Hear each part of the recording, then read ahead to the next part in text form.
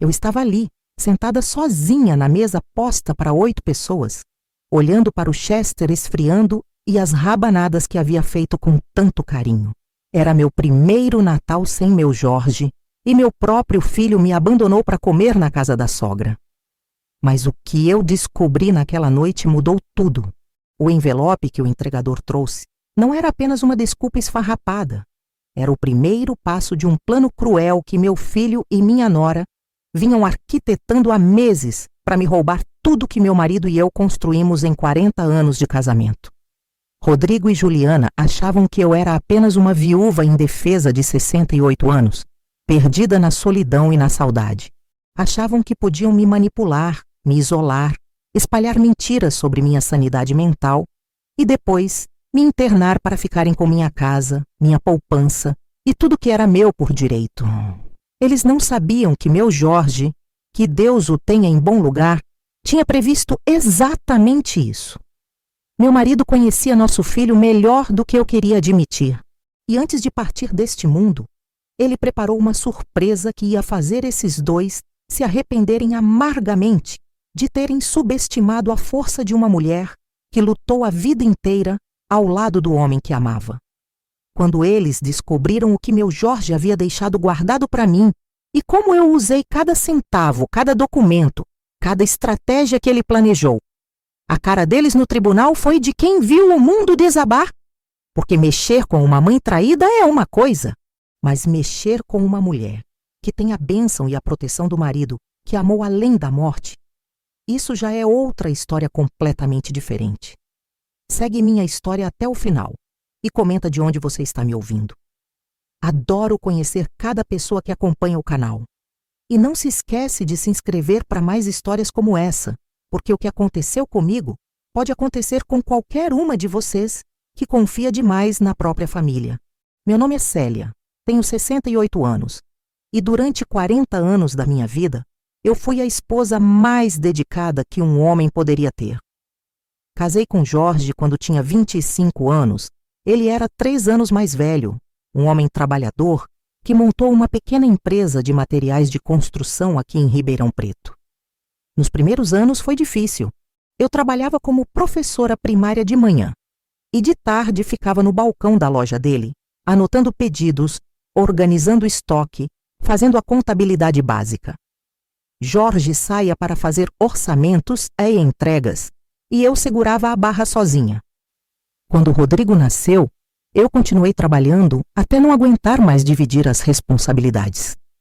Tomei a decisão de largar minha carreira para me dedicar completamente à família e ao negócio. Célia, você é o coração desta casa e desta empresa, Jorge sempre me dizia. E eu realmente era. Cuidava do Rodrigo, da casa, ainda ajudava na loja nos finais de semana, preparava as marmitas que Jorge levava para a obra, recebia os clientes em casa quando precisava. Lembro como se fosse hoje dos sábados que eu passava organizando as notas fiscais na mesa da cozinha, enquanto Rodrigo brincava no chão ao meu lado. Jorge chegava sujo de cimento, cansado, mas sempre me abraçava por trás e dizia: "Obrigado por segurar as pontas comigo, amor." Eram tempos difíceis, mas éramos uma família unida, trabalhando pelo mesmo objetivo. O tempo foi passando e a empresa cresceu. Jorge contratou funcionários, comprou caminhões, ampliou o galpão. Compramos nossa casa própria no bairro Santa Mônica, uma casa simples, mas nossa.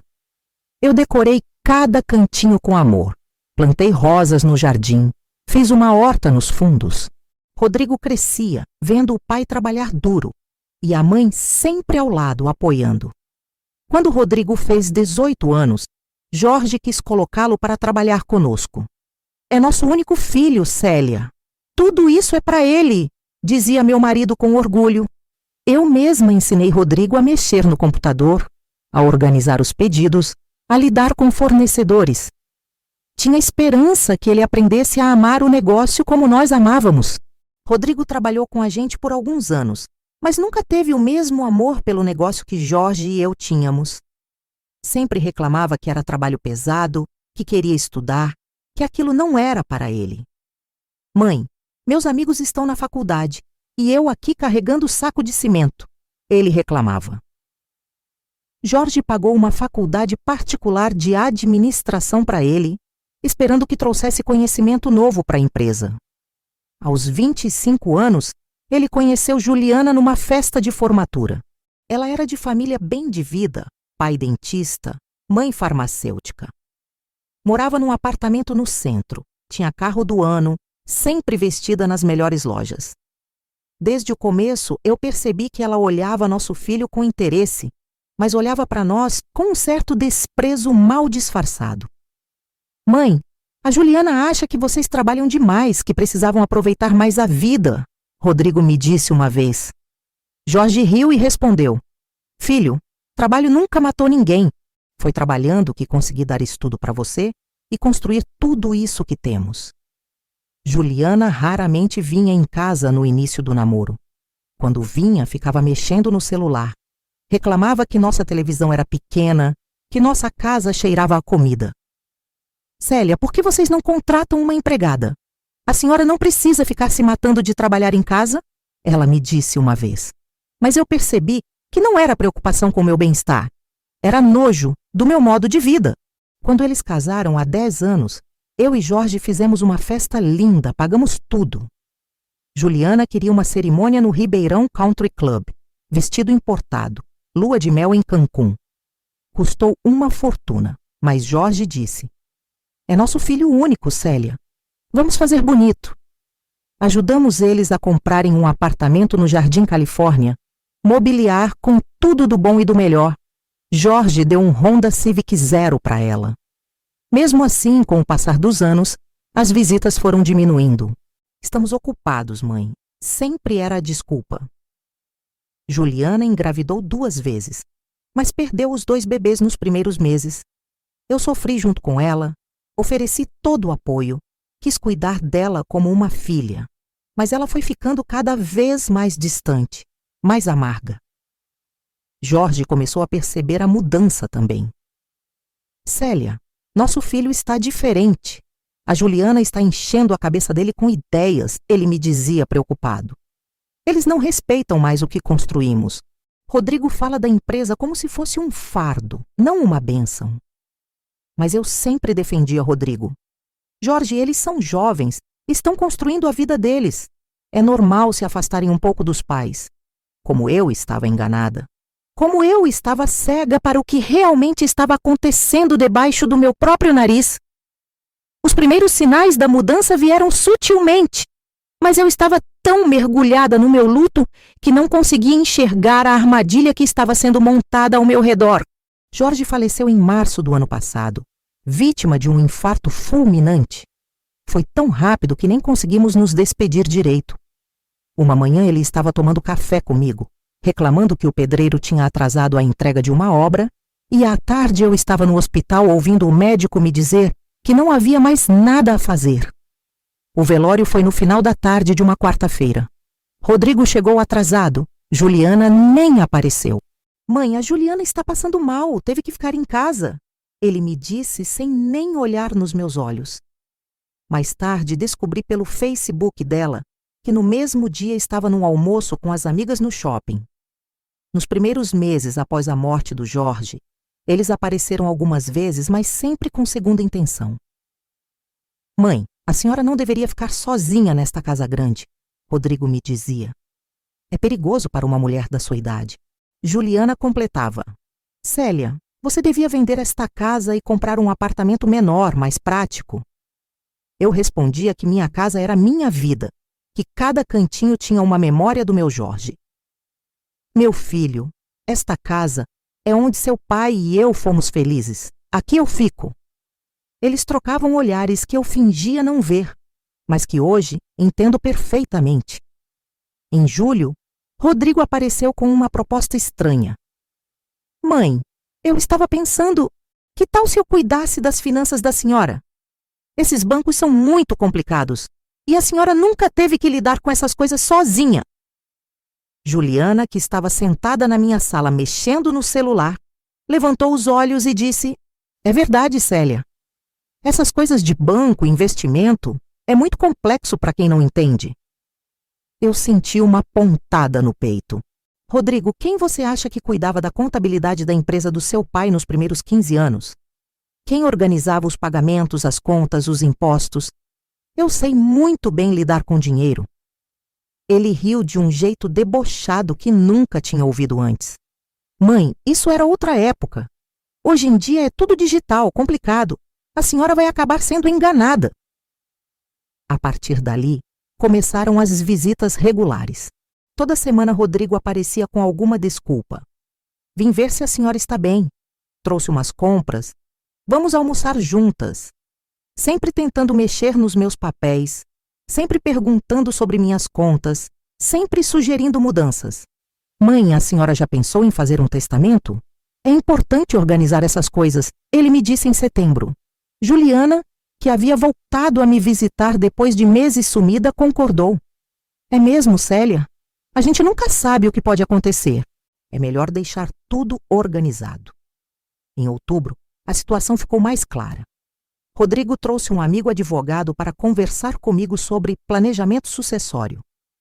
O homem, um tal doutor Fernando, ficou meia hora explicando sobre inventário, impostos, complicações familiares. Dona Célia, a senhora tem bens consideráveis: a casa, a empresa, as aplicações. Seria prudente transferir parte disso em vida para evitar problemas futuros. Eu disse que não tinha pressa, que queria viver minha vida em paz. Doutor Fernando insistiu. Mas a senhora precisa pensar no Rodrigo. Ele é seu único herdeiro.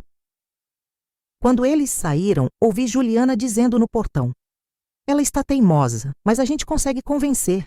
É só questão de tempo. As coisas pioraram em novembro. Juliana começou a espalhar comentários maldosos sobre mim na vizinhança. Dona Maria, minha vizinha há 20 anos, me contou: Célia, sua nora veio aqui falando que você anda esquecida, que deixa o fogão ligado, que fica confusa. Eu falei para ela que isso não é verdade, que você está bem lúcida, mas ela insistiu que está preocupada. A mesma história se repetiu com outras vizinhas. Juliana visitou a dona Socorro, a dona Carmen, até o seu Antônio da padaria. Sempre a mesma conversa. Estou preocupada com minha sogra. Ela anda muito esquecida, confusa. Vocês não acham que ela está diferente? O absurdo chegou ao limite quando ela ligou para o doutor Henrique, médico que me acompanha há 15 anos, dizendo que estava preocupada com minha saúde mental. Doutor, minha sogra anda muito agressiva, desconfiada. Acho que pode ser início de demência. Doutor Henrique me ligou no mesmo dia. Dona Célia, sua nora me procurou. Estou agendando uma consulta para avaliarmos como a senhora está. Quando contei para Rodrigo o que Juliana estava fazendo, ele fingiu surpresa. Mãe, ela está preocupada com a senhora. Não vê maldade onde não tem, mas eu vi o sorrisinho no canto da boca dele, a satisfação mal disfarçada. O Natal estava chegando e pela primeira vez em 40 anos, eu estava com medo de passar as festas sozinha. Jorge sempre fazia questão de reunir a família, mesmo que fosse só nós três. Liguei para Rodrigo no dia 20 de dezembro. Filho, vamos fazer a ceia aqui em casa, como sempre fizemos? Claro, mãe. A senhora pode contar conosco. Sua resposta me deu alívio. Passei dias preparando tudo. Comprei o Chester, fiz as rabanadas que Jorge adorava, arrumei a mesa com a louça boa, acendi as luzes de Natal que ele havia colocado na varanda no ano anterior. Na véspera do Natal, Rodrigo me ligou às 6 da tarde. Mãe, surgiu um compromisso de última hora. A gente não vai conseguir ir aí hoje, desculpa. E desligou antes que eu pudesse responder. Fiquei ali, sentada na mesa posta para 3 pessoas, olhando para a comida esfriando, sentindo o peso da solidão e da traição. Era meu primeiro Natal sem Jorge, e meu próprio filho me abandonou como se eu fosse um estorvo, um problema a ser resolvido. Mas foi exatamente naquela noite que tudo mudou, porque às 8:30 da noite, um motoboy tocou minha campainha com um envelope que não era apenas uma desculpa esfarrapada do meu filho. Era o primeiro passo do plano mais cruel que eles haviam arquitetado para me destruir completamente. O envelope que o motoboy me entregou naquela noite de Natal não era de Rodrigo. Era uma notificação judicial. Minha mão tremeu quando li o cabeçalho. Pedido de interdição e curatela. Requerente, Rodrigo Silva Santos. Requerida, Célia Aparecida Santos.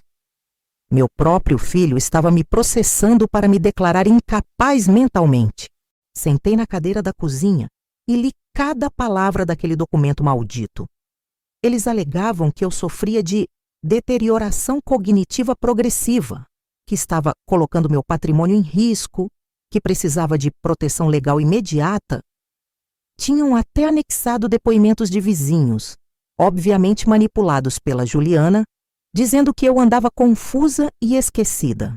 O golpe final estava na última página. Eles pediam a administração imediata de todos os meus bens, incluindo a casa, a empresa e minhas contas bancárias, até que o processo fosse julgado.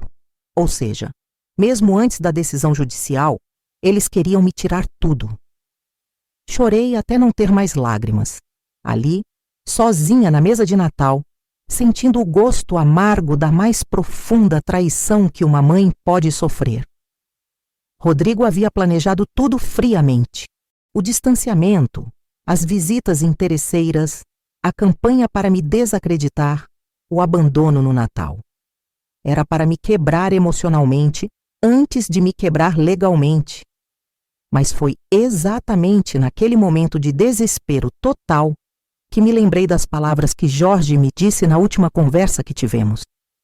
Célia, se algum dia você se sentir perdida, sozinha, vai na nossa gaveta de documentos importantes. Tem uma chave lá que eu nunca te mostrei.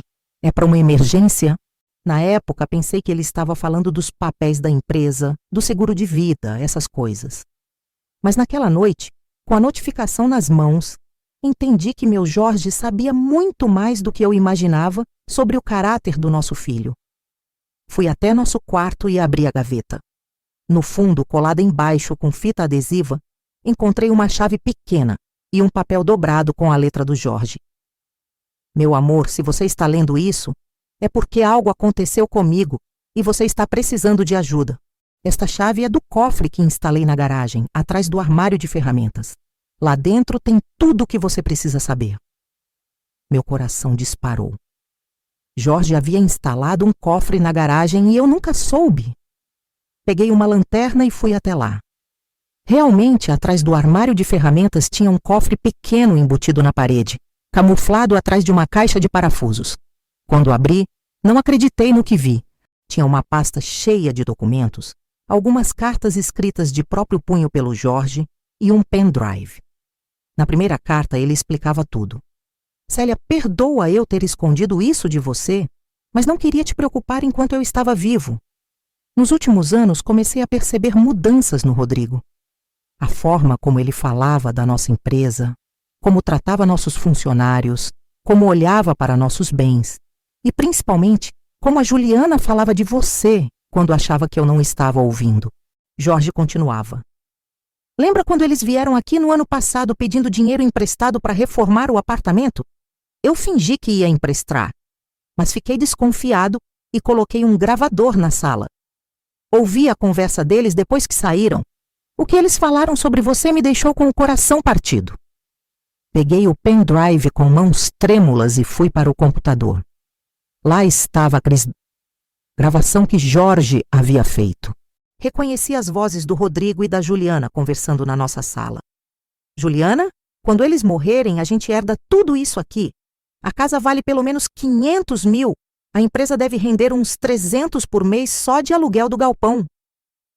Rodrigo, mas e se sua mãe viver muito tempo? Ela pode gastar tudo. Pode dar o dinheiro para a igreja, para a caridade. A gente tem que pensar numa forma de administrar os bens dela. Você tem razão. Talvez seja o caso de conseguir uma curatela. Minha mãe está ficando mais velha, mais teimosa. Não seria difícil provar que ela não tem mais condições de cuidar de tanto dinheiro.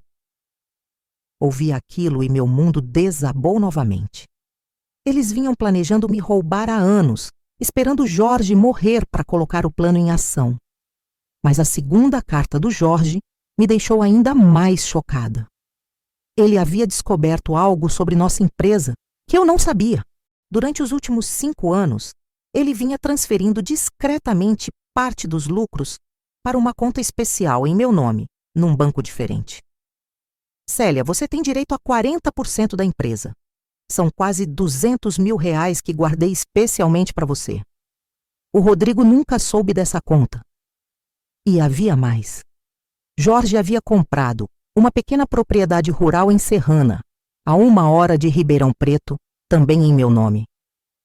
É uma chácara simples, mas é sua. Tem uma casinha, um poço artesiano, uma horta.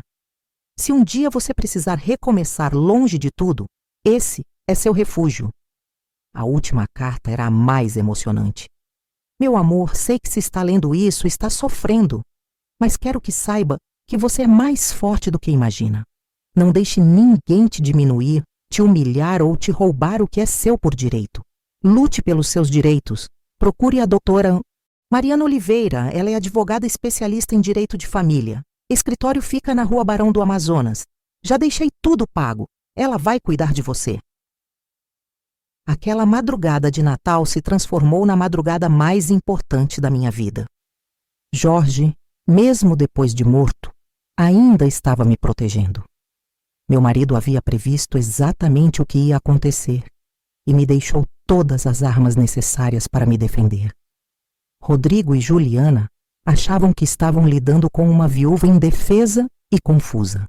Não sabiam que estavam mexendo com uma mulher que tinha R$200 mil na conta, uma propriedade rural em seu nome, evidências da ganância deles gravadas em áudio, e uma advogada especialista já contratada para defender seus direitos. Pela primeira vez desde a morte do Jorge, sorri. Um sorriso de quem acabou de descobrir que não está sozinha nesta luta. Nos dias seguintes ao Natal, eu me transformei numa atriz. Rodrigo ligou no dia 26, fingindo preocupação. Mãe, como foi o Natal da senhora?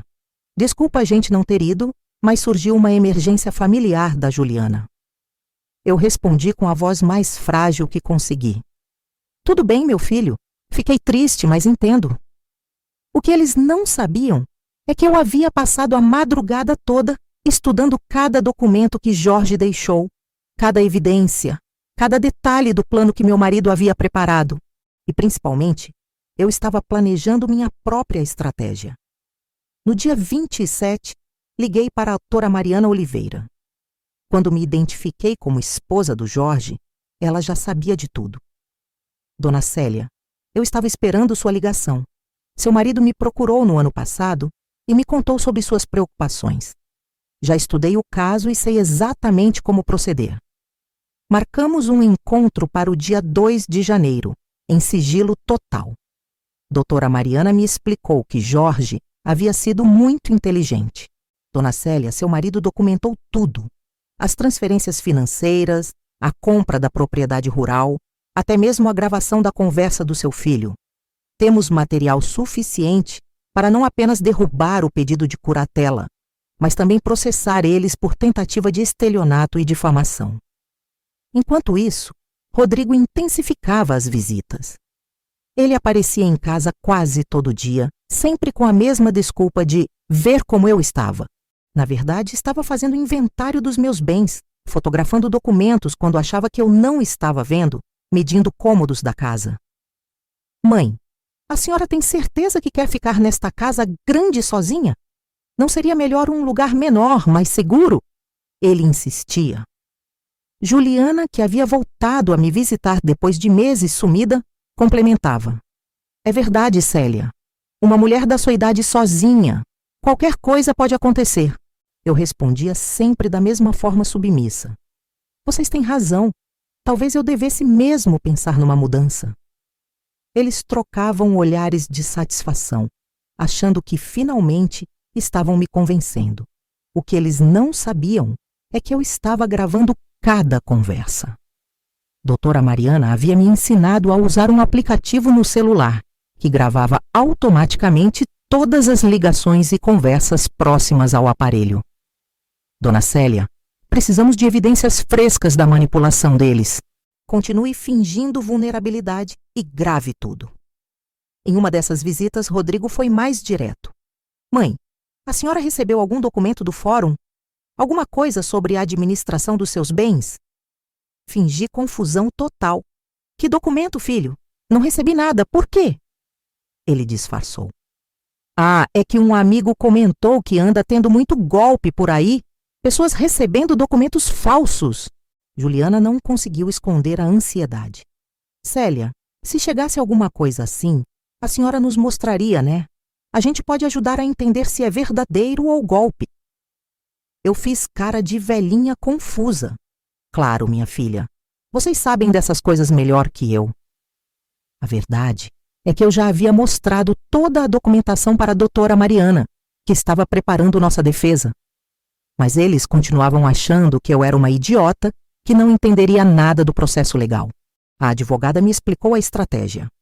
Dona Célia, vamos deixar eles se aprofundarem na mentira. Quanto mais evidências conseguirmos da manipulação, mais forte fica nosso contra-ataque.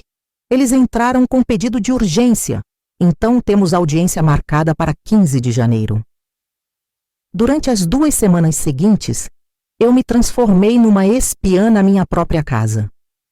Descobri que Rodrigo havia feito cópias das chaves quando Jorge morreu. Várias vezes chegava em casa e percebia que alguém havia mexido nos meus papéis, revirado gavetas, fotografado documentos. Uma tarde, fingi que havia saído para o mercado, mas voltei pela porta dos fundos. Encontrei Juliana na minha sala, falando ao telefone com alguém. Ela está bem mais dócil agora. Acho que finalmente entendeu que não tem escolha. A gente consegue a curatela tranquilamente. A pessoa do outro lado falou algo que não ouvi e Juliana continuou. O apartamento dela deve valer uns 600 mil hoje em dia. A empresa rende bem e ela ainda tem umas aplicações que o Jorge deixou. A gente vai ficar bem depois que assumir tudo. Ouvi cada palavra e gravei tudo. Era exatamente o tipo de evidência que a doutora Mariana precisava para provar que eles não estavam preocupados com o meu bem-estar, mas sim com o meu patrimônio. O mais revoltante aconteceu na véspera da audiência. Rodrigo apareceu em casa com uma proposta que ele achou que era generosa. Mãe, eu conversei com meus advogados. Eles disseram que seria melhor para a senhora não contestar o pedido de curatela. É mais rápido, menos desgastante. A senhora continuaria morando aqui, mas eu cuidaria das finanças. Juliana completou. É melhor assim, Célia. Essas coisas de banco, de empresa, são muito complicadas. A senhora pode ficar tranquila que a gente cuida de tudo. O cinismo era tão grande que tive vontade de rir na cara deles. Fingi estar considerando a proposta. Vocês acham mesmo que é melhor? Rodrigo quase não conseguiu esconder a empolgação. Com certeza, mãe. É o melhor para todos. O que ele quis dizer é que era melhor para o bolso deles. Naquela noite liguei para a doutora Mariana. Doutora, eles acabaram de me oferecer um acordo. Querem que eu aceite a curatela sem contestar. Ela riu do outro lado da linha. Perfeito, dona Célia. Isso é mais uma prova de que eles sabem que estão mentindo sobre sua capacidade mental. Se realmente acreditassem que a senhora não tem condições de decidir, não estariam tentando convencê-la a tomar uma decisão. Na manhã da audiência, me arrumei com o vestido azul que Jorge sempre dizia que ficava lindo em mim. Rodrigo e Juliana passaram para me buscar, fingindo preocupação. Mãe, a senhora está nervosa? Não precisa ficar. É só uma conversa com o juiz. Durante todo o trajeto até o fórum, eles me deram conselhos. Seja sincera com o juiz, mãe. Fale que anda esquecida, que não consegue mais cuidar das coisas sozinha. Juliana completou. É verdade, Célia. Não tenha vergonha de admitir que precisa de ajuda. Eu concordava com tudo, balançando a cabeça como uma velhinha submissa. Mas por dentro, estava ansiosa para ver a cara deles quando descobrissem que a velhinha confusa havia preparado uma surpresa que eles jamais esperavam. Quando chegamos no fórum e vi doutora Mariana me esperando na porta com uma pasta debaixo do braço e um sorriso confiante no rosto, soube que era hora de mostrar para meu filho e minha nora que eles haviam subestimado completamente a força de uma mulher que lutou ao lado do homem que amava por 40 anos. A farsa estava prestes a acabar. A sala de audiência estava pequena e formal. O juiz, Dr. Eduardo Santos, um homem de uns 50 anos com cara séria, nos recebeu às 14h. Rodrigo e Juliana se sentaram do lado direito, eu e doutora Mariana do lado esquerdo. O advogado deles, aquele doutor Fernando que já havia estado na minha casa, estava confiante demais para o meu gosto. Excelência, começou o doutor Fernando, estamos aqui por uma questão de proteção familiar. A senhora Célia, de 68 anos, viúva recente, vem apresentando sinais claros de deterioração cognitiva que colocam em risco não apenas seu bem-estar, mas também seu considerável patrimônio. Ele abriu uma pasta e começou a listar as evidências. Temos depoimentos de vizinhos relatando episódios de confusão mental, esquecimentos frequentes, comportamento errático. A própria família está preocupada com a segurança dela. Rodrigo pediu para falar. Excelência, é muito doloroso estar aqui, mas minha mãe não é mais a mesma desde que meu pai morreu. Ela fica confusa, não consegue mais gerenciar as finanças, deixa a casa desarrumada. Como filho único, tenho a obrigação de protegê-la. Juliana complementou, fazendo cara de quem estava sofrendo. É verdade, doutor. Nós tentamos ajudar, mas ela fica agressiva, desconfiada. Achamos que precisa de acompanhamento profissional. Ouvi tudo em silêncio, fingindo estar perdida e confusa. Dr. Fernando concluiu. Por isso solicitamos a curatela imediata do Sr. Rodrigo sobre os bens e a pessoa de sua mãe, para protegê-la de si mesma e de possíveis aproveitadores. O juiz se virou para mim. Dona Célia, a senhora entende o que está acontecendo aqui? Fiz cara de velhinha assustada. Mais ou menos, doutor. Meu filho disse que é para meu bem. Rodrigo e Juliana trocaram olhares de satisfação. O advogado deles sorriu discretamente. Achavam que já tinham ganhado. Foi então que doutora Mariana se levantou. Excelência, peço permissão para apresentar algumas evidências que mudam completamente o cenário deste processo. O juiz autorizou, e minha advogada começou.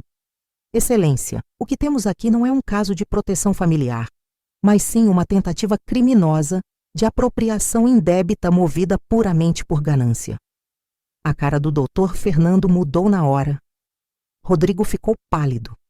Juliana olhou para mim como se tivesse visto um fantasma. Doutora Mariana continuou.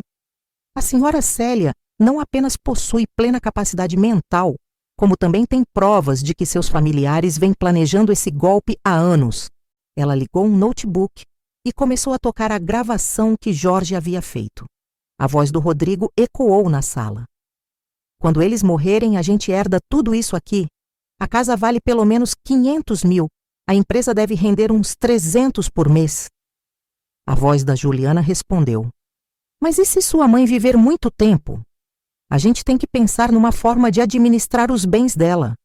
Talvez seja o caso de conseguir uma curatela. O silêncio na sala foi ensurdecedor. Rodrigo tentou falar. Excelência, isso foi tirado de contexto. Mas sua voz saiu embargada, sem convicção. Doutora Mariana não parou. Há mais, Excelência. E tocou as gravações que eu havia feito nas últimas semanas. A voz da Juliana falando ao telefone. Ela está bem mais dócil agora?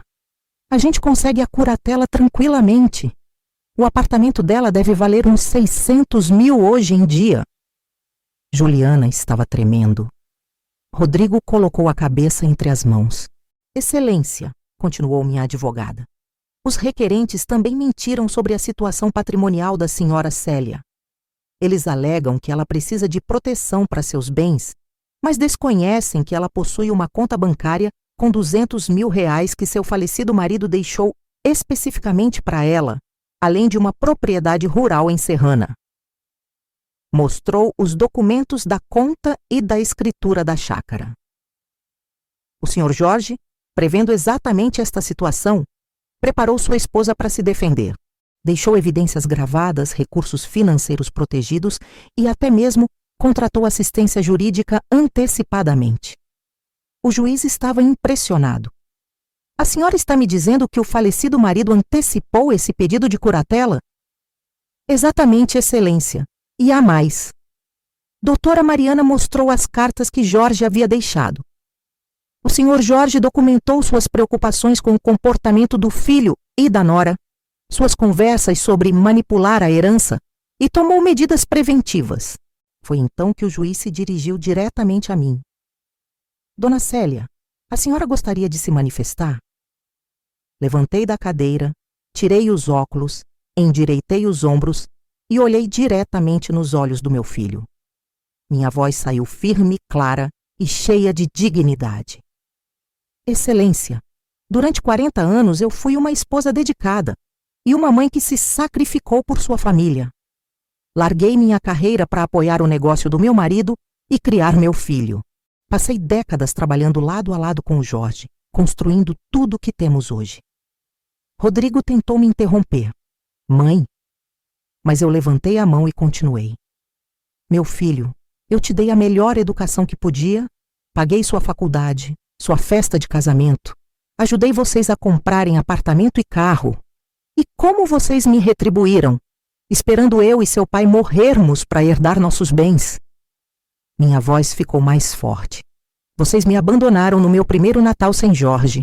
Espalharam mentiras sobre minha sanidade mental na vizinhança. Tentaram me convencer a entregar meus bens voluntariamente. E quando isso não funcionou, me processaram alegando que eu sou louca. Juliana começou a chorar, mas não de tristeza. Era desespero puro. Excelência, concluí. Eu não preciso de curatela. Preciso é de proteção contra a ganância dos meus próprios familiares. Tenho 68 anos, não 88. Tenho plena capacidade mental, recursos financeiros e disposição para viver minha vida da forma que escolher. O juiz bateu o martelo. Pedido de curatela negado. Não apenas isso. Determino que seja aberto inquérito para investigar tentativa de estelionato contra a senhora Célia. Os requerentes estão proibidos de se aproximar da residência da requerida. Rodrigo se levantou desesperado. Mãe, eu posso explicar, mas eu não deixei.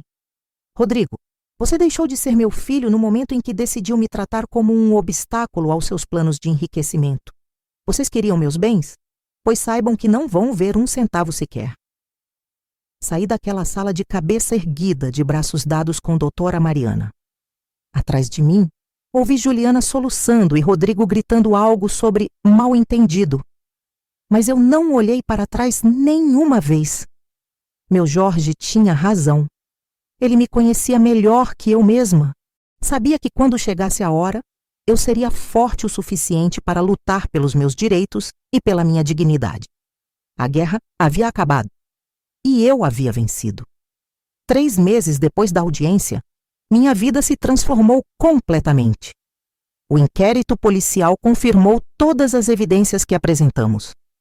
Rodrigo e Juliana foram indiciados por tentativa de estelionato, difamação e apropriação indébita. Mais que isso, descobrimos que eles já haviam feito empréstimos usando minha casa como garantia sem meu conhecimento. Doutora Tor Mariana conseguiu anular todos esses contratos fraudulentos e ainda mover uma ação de danos morais contra eles. Dona Célia, além de proteger seu patrimônio, vamos fazer eles pagarem pelo sofrimento que causaram, ela me disse. Mas a melhor parte da minha história não foi a vingança judicial. Foi descobrir que eu era muito mais forte e capaz do que jamais imaginei. Decidi conhecer a propriedade que Jorge havia comprado para mim em Serrana. Quando cheguei lá pela primeira vez, chorei de emoção. Era uma chácara pequena, mas aconchegante, com uma casa de 3 quartos, varanda com vista para as montanhas, um poço artesiano e muito verde ao redor. Havia uma carta do Jorge colada na geladeira. Meu amor, se você está aqui, significa que precisou usar nosso plano de emergência. Esta casa é sua para recomeçar quando quiser. Tem tudo o que você precisa para ser feliz. Paz, natureza e liberdade, para viver como escolher. Naquele momento tomei uma decisão que mudou tudo. não ia usar aquela chácara só como refúgio. Ia transformá-la em algo muito maior. Voltei para Ribeirão Preto e comecei a organizar minha nova vida. Vendi a empresa de materiais de construção por um valor excelente. Os funcionários do Jorge sempre mantiveram tudo funcionando perfeitamente. Com esse dinheiro, mais os 200 mil que Jorge havia guardado, eu tinha recursos suficientes para realizar um sonho que nem sabia que tinha. Transformei a chácara de Serrana no Recanto Dona Helena. Batizei com o nome da minha mãe. É um retiro especializado em acolher mulheres viúvas que estão passando por dificuldades familiares ou precisam de um tempo para se reorganizar após grandes perdas. Reformei a casa principal e construí mais 2 chalés pequenos. Cada espaço foi pensado para trazer aconchego e paz. Fiz uma horta orgânica onde as hóspedes podem trabalhar se quiserem. Tem algo muito terapêutico em plantar e colher. Montei uma biblioteca com livros de autoajuda, biografias de mulheres inspiradoras e romances que fazem o coração sorrir. O recanto funciona como uma pensão, mas também como um espaço de apoio mútuo. Recebo mulheres que foram traídas pelos maridos, mães que sofreram ingratidão dos filhos, viúvas que se sentem perdidas, senhoras que precisam reconstruir a autoestima depois de anos sendo diminuídas pela própria família. Dona Carmen, uma viúva de 72 anos de São Carlos, foi uma das primeiras hóspedes. O filho dela tentou vendê-la à casa enquanto ela estava internada com pneumonia. Célia, quando ouvi sua história na rádio, soube que tinha encontrado alguém que entendia minha dor, ela me disse. Hoje, 6 meses depois, Dona Carmen mora numa casinha própria que comprou com o dinheiro da indenização que conseguiu do filho. Ela volta ao recanto todo mês para visitar as amigas que fez aqui. Também recebo Dona Luísa, que descobriu aos 65 anos que o marido de 40 anos tinha uma segunda família. Aqui eu aprendi que não é tarde para recomeçar, ela sempre diz. Hoje ela faz artesanato e vende suas peças numa lojinha em Serrana. O mais gratificante é ver mulheres que chegam aqui destroçadas e saem empoderadas, seguras de si, prontas para viver uma nova fase da vida. Organizamos rodas de conversa, oficinas de culinária, caminhadas na natureza, noites de cinema ao ar livre. Mas não pensem que minha vida virou só trabalho social. Também estou vivendo coisas que nunca vivi. Fiz um curso de informática e hoje administro o site do Recanto sozinha. Aprendi a dirigir aos 68 anos. E comprei um Renault Sandero vermelho, que é minha paixão. Viajei para a Aparecida do Norte com um grupo de amigas do Recanto. Conheci as cataratas do Iguaçu. No mês que vem vamos para Salvador, uma viagem que eu e Jorge sempre sonhamos fazer, mas nunca conseguimos por causa do trabalho. Ah, e sobre Rodrigo e Juliana? O processo criminal está correndo. Eles perderam o apartamento para pagar as dívidas que fizeram em meu nome. Juliana voltou para a casa dos pais. Rodrigo tentou me procurar algumas vezes, mas doutora Mariana conseguiu uma medida protetiva que os proíbe de se aproximar de mim. Sei que algumas pessoas acham que fui dura demais com meu próprio filho, mas aprendi que perdoar não significa aceitar ser pisoteada. Rodrigo fez suas escolhas e agora precisa viver com as consequências. Minha casa em Ribeirão Preto eu transformei numa república para universitárias de baixa renda. Tem 5 meninas morando lá, estudando medicina, enfermagem, direito. Elas cuidam da casa e eu cobro um aluguel simbólico. É lindo ver aquelas meninas batalhadoras realizando sonhos que eu não pude realizar na idade delas. Hoje, quando acordo na minha chácara e vejo o sol nascendo atrás das montanhas, quando ouço o riso das mulheres que estão se reconstruindo aqui no Recanto, quando recebo mensagens de hóspedes que saíram daqui e estão vivendo sua melhor fase, eu sinto que Jorge está orgulhoso de mim. Ele sempre dizia: Célia, você é mais forte do que imagina. Demorei 68 anos para descobrir que meu marido estava certo. O que eu aprendi com tudo isso? Que nunca é tarde para recomeçar. Que família verdadeira não é quem tem o mesmo sangue, mas quem te trata com amor e respeito. Que uma mulher determinada é capaz de qualquer coisa, mesmo depois dos 60. E, principalmente, que a melhor vingança não é destruir quem te machucou. É reconstruir sua própria vida de forma tão plena e feliz que eles percebam o quanto perderam quando escolheram te menosprezar. Hoje, eu sou mais feliz do que fui em muitos anos. Tenho propósito, independência, amigas verdadeiras e a certeza de que mereço tudo de bom que a vida ainda tem para me oferecer. Se você está me ouvindo e já passou por algo parecido, ou conhece alguém que está vivendo uma situação de ingratidão familiar, saiba que não está sozinha. Tem muita gente disposta a ajudar. E, principalmente, você tem muito mais força dentro de você do que imagina. E você que está me escutando, o que faria no meu lugar? Já passou ou conhece alguém que esteve numa situação parecida? Comenta aí embaixo sua história, sua opinião. Eu leio todos os comentários e fico muito feliz em saber que vocês acompanham nossas histórias aqui no canal. Não esqueçam de se inscrever para mais relatos como esse e ativem o sininho para não perder nenhuma história nova.